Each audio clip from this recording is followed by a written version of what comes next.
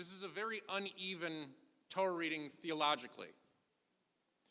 I never thought that before this week, meaning to say, we're supposed to read the Torah year after year after year because the Torah will speak to us differently each and every year.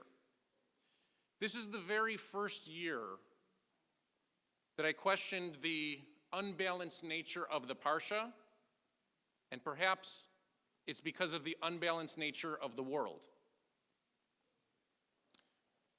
This week, it felt like the Jewish people survived a trial.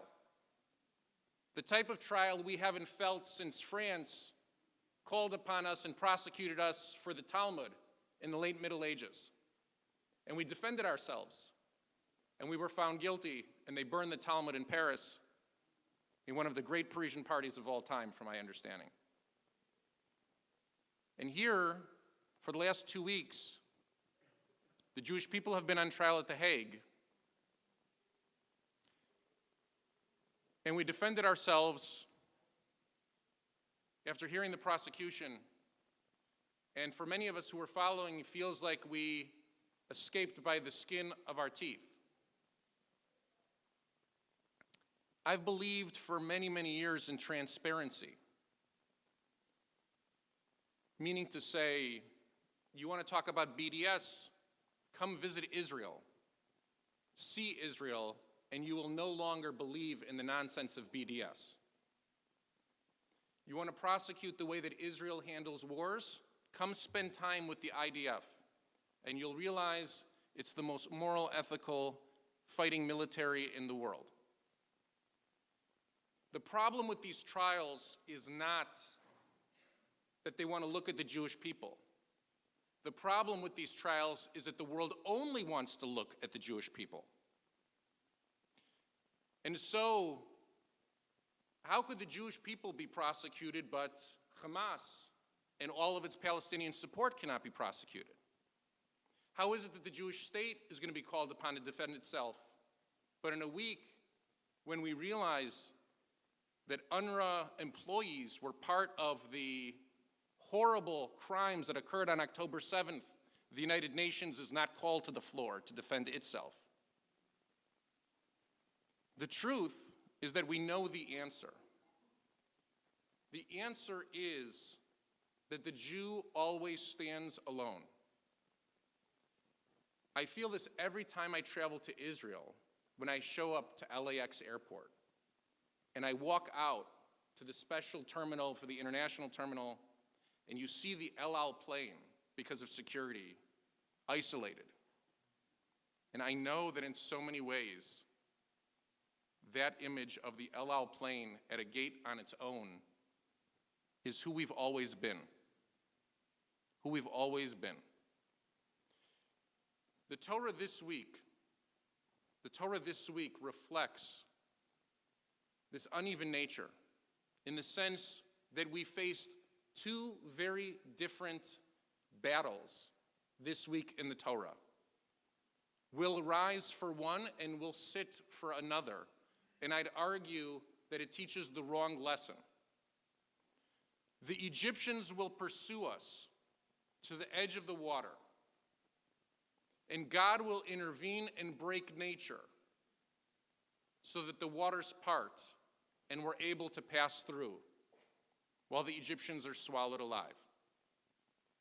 That's the beginning and the middle of this week's Aliyah. But the end of the Aliyah, we face a very different type of battle. It's our first encounter with this tribe, this trope, this sickness called Amalek. And we have to fight. And I've never thought to myself, never, after reading this Parsha for years and years and years, why is it that God opens the sea, literally opens the earth and swallows one of our adversaries, and in the second battle in the Parsha, we have to stand and fight? Why doesn't God open the earth and swallow Amalek as well?